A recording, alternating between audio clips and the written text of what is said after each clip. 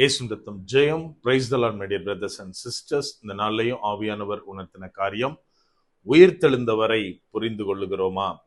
ஆவியானவர் உணர்த்தின வசனம் அப்போஸ்தலருடைய நடபடிகள் அதிகாரம் 1 வசனம் 6.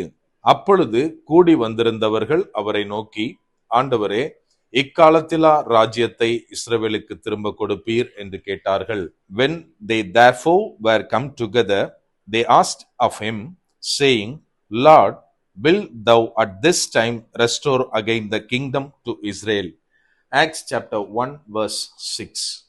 என கண்மானவர்களே, இந்த இடத்துல என்ன வாசிக்கிறோம் அப்படின்னா, இயேசு கிறிஸ்துவை பார்த்து அவருடைய சீஷர்கள் அங்கே கூடி வந்திருந்தவங்க எல்லாரும் கேட்கிறாங்க, ஆண்டவரே, அந்த காலத்திலேயா இஸ்ரவேலுக்கு ராஜ்யத்தை திரும்ப கொடுப்பீர் அப்படின்னு கொஸ்டின் கேட்கிறதாக நம்ம இந்த இடத்துல வாசிக்கிறோம். நாம் இந்த நாட்களில் உயிர்த்தெழுந்த கிறிஸ்துவை கொண்டாடுகிறோம். ஆனால் அவரை புரிந்து கொள்ளுகிறோமா? நம்ம கொஞ்சம் யோசித்து பார்க்கணும். இந்த காரியத்தை சொல்றப்ப ஒரு சின்ன ஸ்டோரி தான் எனக்கு ஞாபகம் வருது. அதாவது ஒரு சயின்டிஸ்ட் ஒரு தவளையை வச்சு ஒரு எக்ஸ்பெரிமெண்ட் ஒன்று பண்ணாராம். முதலாவது அதோடைய ஒரு காலை வெட்டிட்டு ஜம்ப் பண்ணாராம், அது ஜம்ப் பண்ணுச்சு.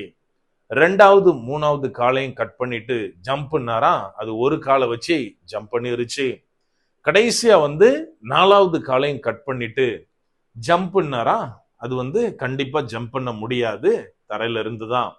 சோ ஃபைண்டிங்ஸா அவர் கன்க்ளூஷனா எழுதுற காரியம் என்ன தெரியுமா? தவளைக்கு 4 காலையும் கட் பண்ணியாச்சுன்னா காது கேட்காது அப்படின்னு எழுதினாராம்.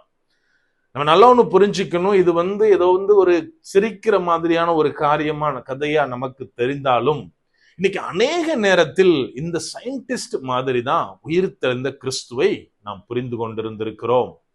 நல்ல ஒரு காரியத்தை புரிஞ்சுக்கணும். இந்த இடத்துல என்ன எழுதப்பட்டுள்ளது அப்படின்னா, இயேசு கிறிஸ்து மரணம் அடைவதற்கு முன்பதாக நம்ம எல்லாம் இன்னைக்கு குருத்தோலை ஞாயிறாக செலிப்ரேட் பண்றோமே, அந்த நாள்ல எருசலேமுக்கு போகிறார். அங்கே இருந்தவர்கள் எல்லாரும் அவரை நினைக்கிறாங்க யூதர்களுடைய ராஜா. சோ அவர் என்ன பண்ணுவார்னா, ரோமன்ஸ் கையில இருந்து ஆட்சியை, அதிகாரத்தை, அந்த தேசத்தை மீட்டெடுப்பார் அப்படின்னு சொல்லிதான் ஓசன்னா ஓசன்னான்னு அவருக்கு துதி பாடுகிறார்கள். அதற்கு பிற்பாடு அவங்களுக்கு தெரிய வருது, இவர் இந்த மாதிரி காரியம்லாம் பண்ண போறது கிடையாதுன்னு. கடைசியில சிலுவையில் அறைந்தாய் விட்டது. மரணம் அடைந்த பின்பும் 3ஆம் நாள் இயேசு உயிர்த்தும் விட்டார். இப்போ என்ன நடக்குதுன்னா, சீஷர்களுக்கு தரிசனமாகி அந்த 40 நாளும் அவங்களோட அநேக நேரத்துல தரிசனமாகி அநேக காரியங்களை பகிர்ந்து கொள்ளுகிறார். இப்போ தான் விண்ணேற்பு அடைவதற்கு முன்பதாக சீஷர்கள்ட்ட பேசுறப்பதான் இந்த காரியத்தை சொல்றாங்க. அதாவது இயேசு கிறிஸ்து அவங்கள பார்த்து சொல்றாரு, பிதாவுடைய வாக்குத்தத்தம் நிறைவேறும் வரைக்கும் நீங்க எருசலேமை விட்டு விலகாமல் காத்திருங்கன்னு சொன்ன உடனேதான் சீஷர்கள் அங்க இருந்தவங்க கேட்கிறாங்க, ஆண்டவரே, அப்போ அந்த டைம் பீரியட்ல தான் எங்களுக்கு யூதர்களுக்கு ராஜ்யத்தை திரும்ப கொடுப்பீரா அப்படின்னு. நம்ம நல்லா ஒண்ணு புரிஞ்சுக்கணும். இயேசு கிறிஸ்துவோடு கூட இல்லாத அந்த எருசலேமில இருக்கிறவங்க அன்னைக்கு இவரை ராஜாவாக நினைத்து ராஜ்யம் நமக்கு வரும் நினைச்சிட்டு ஓசன்னான்னு கத்துனாங்க. அது கூட பரவாயில்ல. ஆனால் இங்கே இயேசு கிறிஸ்துவனால அநேக காரியங்களை சொல்லப்பட்டவர்கள், இயேசு கிறிஸ்துடைய உயிர்த்தெழுதலை கண்டவர்கள், இவங்க கேட்கிறாங்க, மாம்சத்தின்படி எங்களுக்கு இந்த ஆசீர்வாதம் தானா அப்படின்னு. எனக்கு அன்பானவர்களே, இன்னைக்கு நிறைய நேரத்துல நம்ம என்ன பண்றோம் அப்படின்னா, இயேசு கிறிஸ்துடைய உயிர்த்தெழுதலை, அவர் சாவிலிருந்து மீண்டு வந்ததை, சாவை அவர் வின் பண்ணதை நம்ம என்ன பண்றோம் அப்படின்னா, இதை போலத்தான் என்னுடைய உலகத்துவமான எல்லா காரியங்கள்ல இருந்தும் தேவன் எனக்கு விடுதலை தந்து விட்டார். இனிமே எனக்கு ஃபுல்லா ஜெயம் மாத்திரம்தான், பாடு கிடையாது, போராட்டம் கிடையாது. எல்லாவற்றையும் சத்ருவானுடைய எல்லா கிரியையும் இயேசு கிறிஸ்து சிலுவையில கொன்னாச்சு, உயிர்த்தெழுந்தாச்சு அப்படின்னு நினைக்கிறோம். எனக்கு அன்பானவர்கள் நல்லா ஒண்ணு புரிஞ்சுக்கணும். இது எந்த அளவிற்கு இன்னைக்கு துணிகரமாக கள்ள உபதேசமாக போதிக்கப்படுது அப்படின்னா, அதாவது உயிர்த்தெழுந்தாச்சு, சாவை வெற்றி கொண்டாச்சு, சோ மனிதனுக்கு சாவு கிடையாதுன்னு சொல்ற அளவுக்கு இன்னைக்கு கள்ள உபதேசங்களாக நமக்குள்ளே இருந்து கொண்டிருக்கிறது. அதாவது கள்ள உபதேசங்கள், நான் திரும்ப திரும்ப சொல்ற காரியம் அதுதான், பாதி உண்மை பாதி பொய்யத்தான் கொண்டு வருவாங்க. அவங்க சொல்றது மாதிரி சிலுவையிலே எல்லா துரைத்தனங்களும் அதிகாரங்களும் முடிக்கப்பட்டு விட்டது, பிசாசுடைய கிரியைகள் அழிக்கப்பட்டாச்சு. ஆனால் மீதி பாதியை என்ன பண்ணுவாங்கன்னா ஜனங்களை குழப்புகிற மாதிரி காரியங்களை கொண்டு வருவார்கள். நம்ம நல்லா ஒண்ணு புரிஞ்சுக்கணும். அப்படி அதாவது யாரெல்லாம் சாவு கிடையாதுன்னு சொல்றாங்களோ அவங்க வரிசையா செத்துட்டு இருக்கிறத நம்ம பார்க்க முடியும். அதுக்காக அதை நம்ம செலிப்ரேட் பண்ணல. மாறாக எது சத்தியமோ அதை நாம் ஏற்றுக்கொள்ள வேண்டும். இந்த இடத்துல அவங்களோட அண்டர்ஸ்டாண்டிங் அப்படிதான் இருக்கு. இயேசு சாவை வென்று உயிர்த்தெழுந்து விட்டார்னா எனக்குள்ள எல்லாவற்றையும், தேசத்தை, பிசிக்கலான ஆசீர்வாதத்தை ரெஸ்டோர் பண்ணிட்டார் அப்படின்னு நினைக்கிறாங்க. நாமளும் இன்னைக்கு அநேக நேரத்துல இந்த மாதிரியான காரியங்களை தான் நினைத்து கொண்டிருக்கிறோம். இயேசு கிறிஸ்து உயிர்த்தெழுந்து விட்டார், நான் எல்லா விதத்திலும் மேல வந்துட்டேன் அப்படின்னு. அது உண்மைதான். இயேசு கிறிஸ்து எல்லாவற்றிலிருந்து நம்மளை விடுதலை ஆக்கினார். ஆனால் the ultimate first thing என்ன அப்படின்னா, இயேசு கிறிஸ்து நம்மை பாவக்கட்டுல இருந்து வெளியில கொண்டு வந்துட்டார். இன்னும் கூட இயேசு கிறிஸ்து அங்க தெளிவாக ஒரு காரியத்தை சொல்றாரு.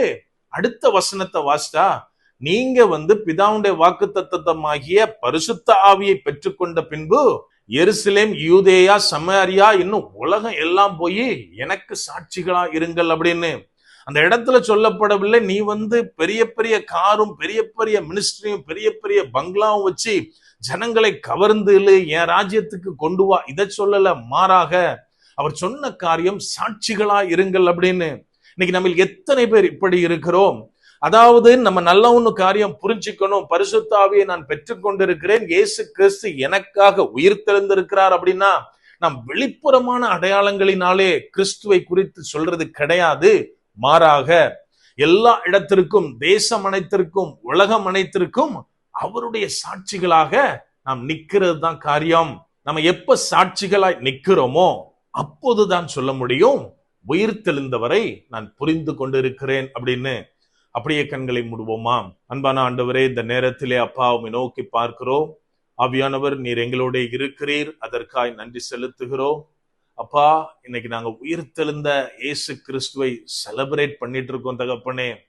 நாங்க விசுவாசிக்கிறோம் எங்களுக்குள்ள இருந்த அநேக காரியங்கள் இயேசு கிறிஸ்துவுடனே கூட உயிர்த்தெழுந்திருக்கு அப்படின்னு. ஆனாலும் தகப்பனே, எல்லாத்தையும் நாங்க பிசிக்கலான ஆசீர்வாதங்களோட நாங்க கம்பேர் பண்ணாம, அதை கனெக்ட் பண்ணாதபடிக்கு ஆவிக்குரிய காரியங்கள்ல நாங்க நிலைத்திருக்க நீர் எங்களுக்கு உதவி செய்யுங்க.